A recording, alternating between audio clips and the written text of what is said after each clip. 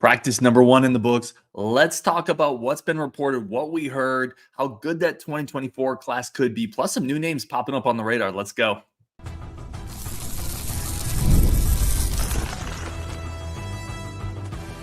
You are Locked On Badgers, your daily podcast on the Wisconsin Badgers. Part of the Locked On Podcast Network, your team every day. Badger fans, what is good? Welcome to Locked On Badgers. I'm your host, Ryan Harings. Thank you, as always, for tuning in.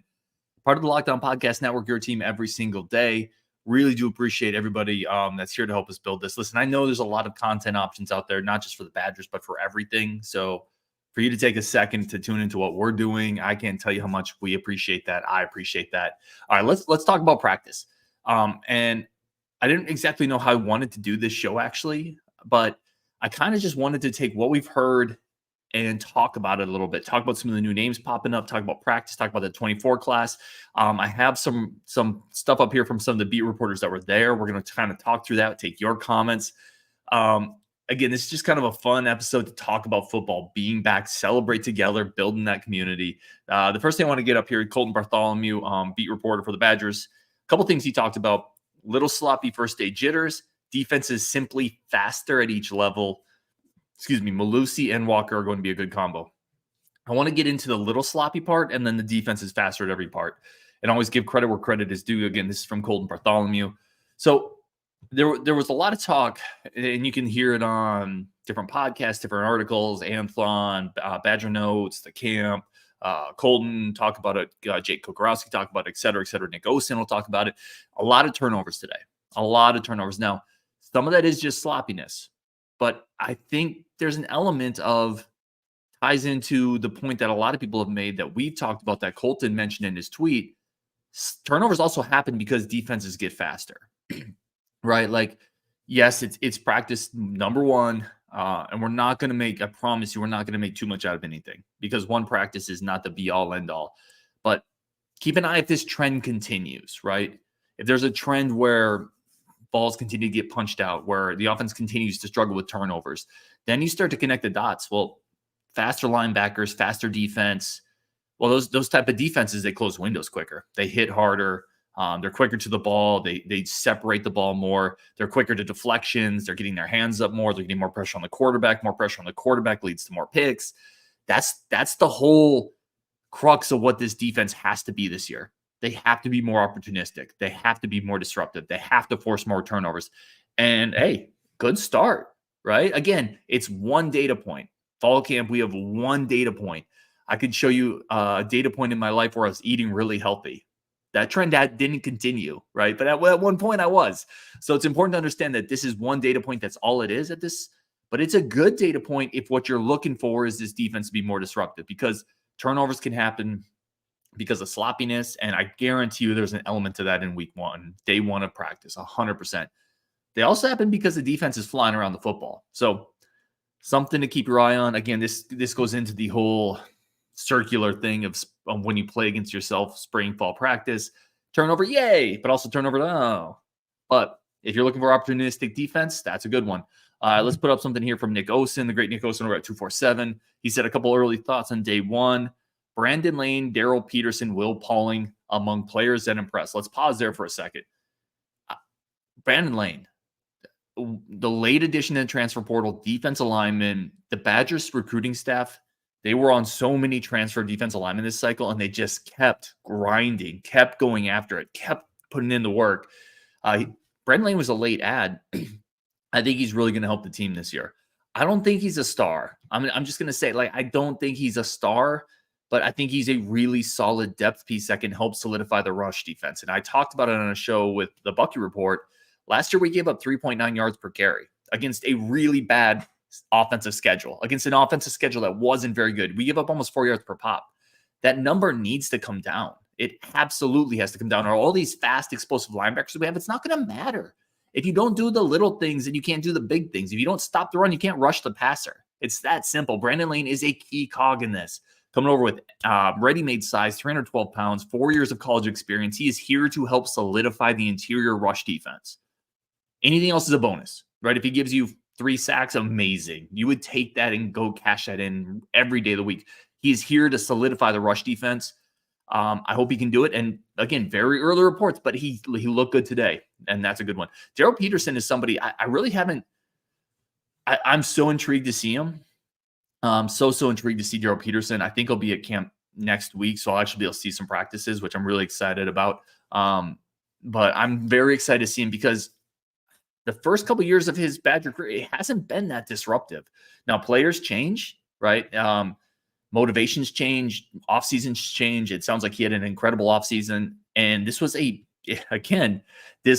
high upside recruit when we landed him. One of the best edge disruptive defenders in that high school class, 4-star player. Maybe he's just a bit of a late bloomer too. Maybe that pedigree is starting to shine through this year. And if that's the case, if he unlocks something different, plus all the other guys you added, that'd be huge. And Nick Osen obviously liked what he saw here today. The other thing I wanted to highlight that Nick pointed out, the 24 class eventually making their mark on the foundation of this program. That 2024 class is ridiculously good, I think. I go up and down that list. And part of this is because it's very early in their cycle, right? People haven't had a chance to fail. So you see the upside with each player. Not everybody's going to work out in that class.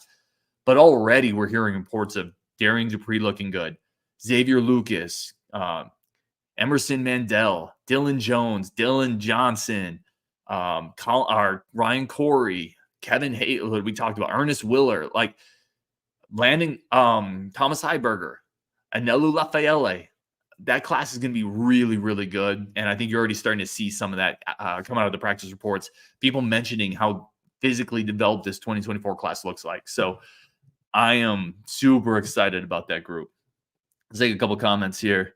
Tyler Stuber, Badgers After Dark. Let's go, Tyler. Great friend of the show, man. I love Tyler. Tyler's a good dude. Easton Parks, another person whose name I know very well over the years of doing this show. Easton says, dude, it's late. Hey, but you're up with me, man, and that's all that matters. We're here. We're rocking it. It's all good. Herb Herman, another name I recognize. Go Badgers. Will Hanna, great friend of the show. Here I am. Yeah, man, I appreciate everybody tuning in. Kyle Maitrey. What's up, Ryan? What's up, Kyle? Another guy whose name and kind of logo I recognize here. Rick Tange, watching from Oslo, Norway. Let's go, Badgers. What's up, Rick? What are you doing in Oslo, man? I'll be very curious to know. So, and then the modern perennialists just drove through Cumberland Shell Lake last weekend. Shout out. Why didn't you stop and hook up with me? We could have got a beer, man. Anytime anybody drives through Cumberland or Shell Lake, where I live now, you are required to stop. Look me up. Let's get a beer at the local place. It's called The Getaway. The dude that runs it is a Vikings fan, but it's all good. We'll get a beer, talk Badgers, and we'll hook it up. All right, let's take a quick break. I want to come back with a couple names that popped up that Luke Fickell talked about after practice, guys that we haven't talked about a lot that could be in line for a bigger role this year. We're going to talk about that next on Locked On Badgers. Just a live show talking about the first day of practice, excitement about the season kicking off again. I know I am stoked for it. But first, a quick break for our friends of the show over at Game Time. Game Time, again, is the number one spot for everything you're going to do if you need to buy tickets. Anything you want to get, concerts, theater, sporting events, whatever it is, go over to Game Time, get those tickets right now. Panoramic views, so you know what you're going to look at. And listen, we're all going places. You might as well get the better tickets. You might as well save a little money. You might as well save a little convenience. It's fast, easy, simple over at Game Time. There's flash sales, so you get deals at the last minute. I hope to see a bunch of y'all at the Penn State game. I know we're going to be locked into that one, Justin, myself, Rasheev. Go to Game Time. Find tickets for the Penn State game over at Game Time. Flash deals, easier logistical setup. The user interface is really easy. Right now, take the guesswork out of buying tickets with Game Time. Download the Game Time app, create an account. Use code LOCKEDONCollege for $20 off your first purchase. Terms do apply. Again, create the account, redeem code LOCKEDONCollege for $20 off. Download Game Time today. Last minute tickets, lowest price guaranteed. Today's episode is also brought to you by Factor Meals, which, again, I've talked about it. I need this in my life because I eat like a giant man-child. It's quite terrible, actually. Going through McDonald's years ago, the drive-through guy in McDonald's got to know me by name and then had me fill out a survey because I was one of his preferred customers. Listen, if the drive-through guy at McDonald's considers you like a preferred customer, like one of his regulars, that's an issue. That's why I need Factor Meals. Factor Meals is here for me.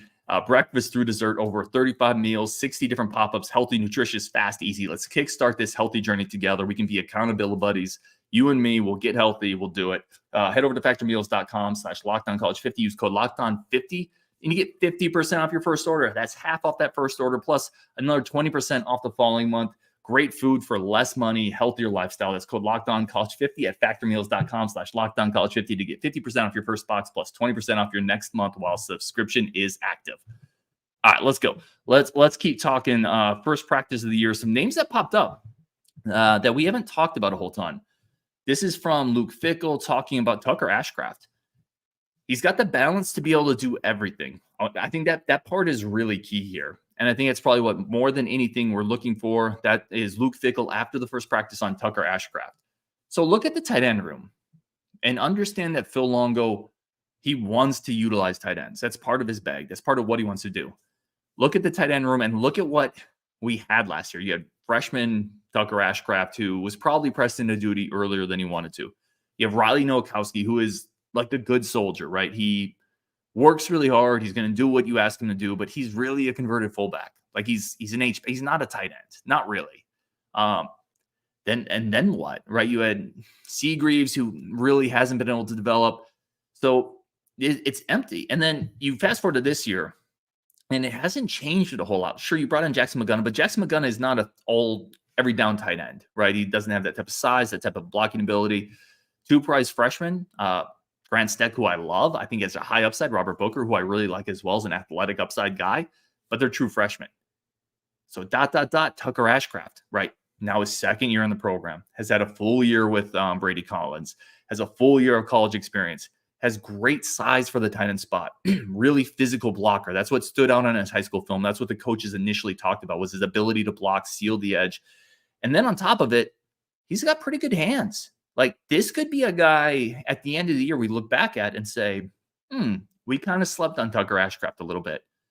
It's an interesting body type, big hands, not super fast, but physical enough that he can get off some coverage. He can make contested catches and a really good blocker. Keep an eye on Tucker Ashcraft as these practices continue to develop. Brandon Lane we talked about, but this was Luke Fickell and Brandon Lane. Definitely a bigger body guy that has been through a lot. I'm hoping and believing that he can provide something. How much, we'll see. So definitely a little bit of guarded optimism with Luke Fickell, but I think you're not hearing even this type of talk with Elijah Hills, right? Who was the other transfer defensive lineman they brought in. Bigger bodied guy, checks that box. Again, you're bringing him here to help solidify and fortify the rush defense. If he can do that, it's a win. And I think he's going to be able to do that to some degree. Another guy here who 2 years ago was on the show. I really like talking to this kid. I can say kid because at the time he was a high school and now he's obviously a young man. I thought he was very mature. I like the versatility in his game. This was a Paul Christ recruit, Justin Taylor, sorry.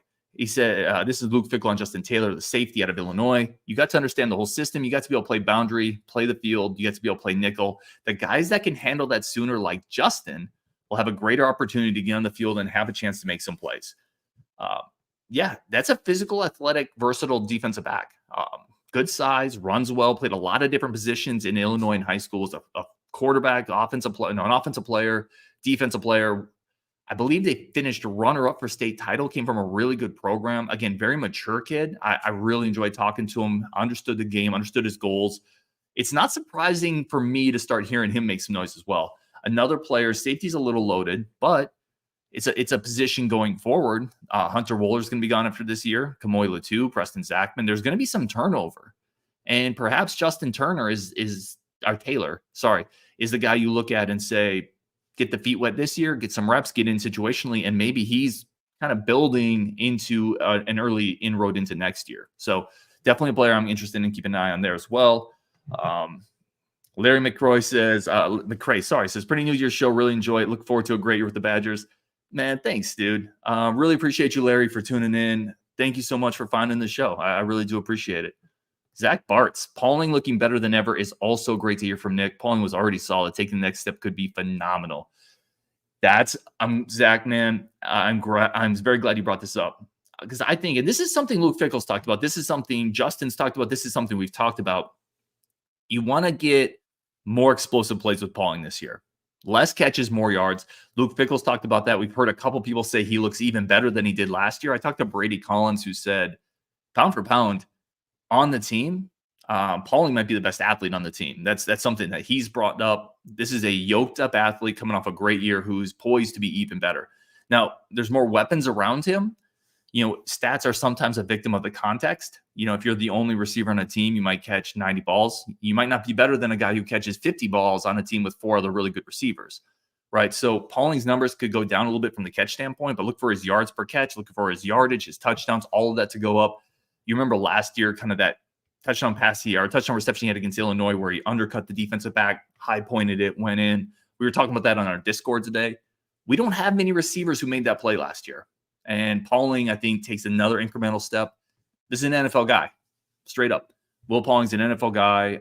Love how he goes about his business. Great athlete. Yeah, definitely looking forward to seeing what he does this year. Modern Perennialist says, red flag if quarterback not solidified by the end of the week. Ooh, that is a great question. I think so. So part of me, this is a great question. It's a really good question because there's a couple ways you could look at this, right? Is it not solidified because both quarterbacks are balling out and then you go into the season with a starter and a really good backup? Or is it not solidified because it's both quarterbacks are dealing with inconsistency and neither is taking the reins? Ideally, you want one of these guys to take the reins, and ideally you want that guy to be Tyler Van Dyke because he has more upside. That's just my take. That's my opinion. That's not a shot on Locke. But if you just go down the athletic attribute checklist, like better arm, Van Dyke, better size, Van Dyke, better mobility, Van Dyke, like it just is what it is. That's not the be all end all for quarterback, but he is the higher upside play if it clicks for him. I'm going to say it is a bit of a red flag, though, if it's not solidified by the end of next week, because I can't imagine both quarterbacks are just going to be balling out for the entirety of week 1. So somebody has to take the reins. I think it's a great question, but yeah, I do think it's going to be a bit of a red flag. A couple more comments here. We'll get up to it. Let's see.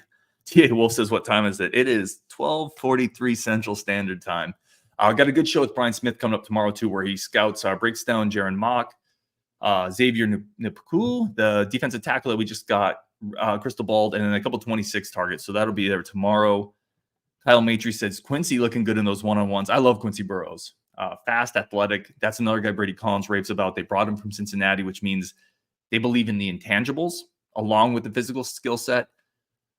Yeah, definitely somebody I'm interested in this year. Will Hanna says, Ryan's Locked On is the best of the Locked On that I've seen. Dude, that's so nice. Man, I really appreciate that, Will. I don't know if that's true or not. There are some great Locked On shows. So I don't think that's probably true, but I appreciate you saying that. That's very, very nice.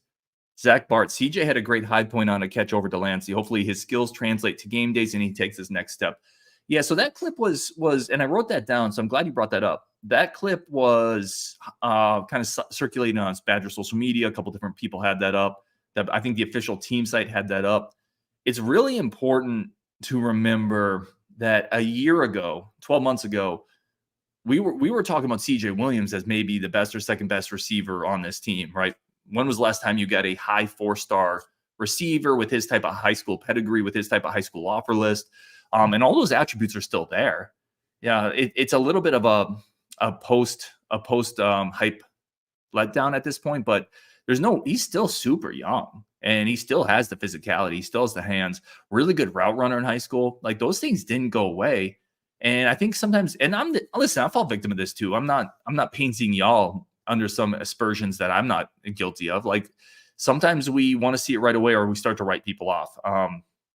I'm very interested to see if CJ Williams takes a step up because that pedigree that made him one of the best high school receivers in the country is still there. The physicality is still there. The size is still there. The ability to catch in traffic is still there. It didn't flash last year, but again, it's important to understand that last year's offense was broken. All of it, none of it really worked. So are we going to single out a sophomore receiver playing in a new system in a new area and say, yeah, I think we're not counting on that guy anymore because he didn't play well. Well, nobody really played well in general last year outside of Pauling and a few guys. So, yeah, I'm very interested to see CJ Williams. Tyler Strieber had the same thing. CJ had a highlight catch. Slim Lewis, what's up, friend? Damn, y'all play. Go Badgers. I agree. Rick Tange. Let me know if I'm pronouncing that correctly or not. Tange or Tange or something else. Who will be running back 3 this season? Oh, man, that's a great question. I think at the beginning of the year might be different than towards the end of the year. I think at the beginning of the year, you're probably going to see Yakimelli and Aker. I think there's an experience factor there. And those guys aren't bums. Like both of those players are pretty good. Yakimelli had a 20-yard run today. He's shown burst before. He had a really nice run in last year's spring game. He has the ability to catch the ball some size. Akers physical. He can pass block. I think it's going to be one of those guys to start the year. But I'm telling you, like Dylan Jones and Darian Spree are coming. Like they're coming, and they're going to get reps. It's just a matter of when, and really it's a matter of at the expense of who. So those dudes are coming. I think by the end of the year, you might see one of those guys, just because the number 3 back doesn't get a lot of reps. But if he's going to be out there, you want him to be a threat. And both those guys are just bigger threats athletically. Now, it's got to translate. They got to understand the playbook, all of that for sure.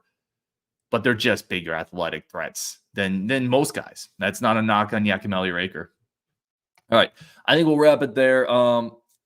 Really do appreciate it. Larry McCray says quarterback might be settled in coach's mind before the public knows about it. I agree there, but I don't think it's settled yet. But I do agree. Like, I think they have a lean, and I think they would like to get this over sooner rather than later. All right, let's wrap it up there. Again, I wanted to talk about this because practice is back, football's back. I also just want to say thank you to everybody in the chat. Like, you guys are incredible. Thank you for helping us build this community. I'm humbled to just talk Badgers with y'all. And I know there's a lot of content out there that you guys could choose, or a lot of content out there that you guys could listen to, guys and gals.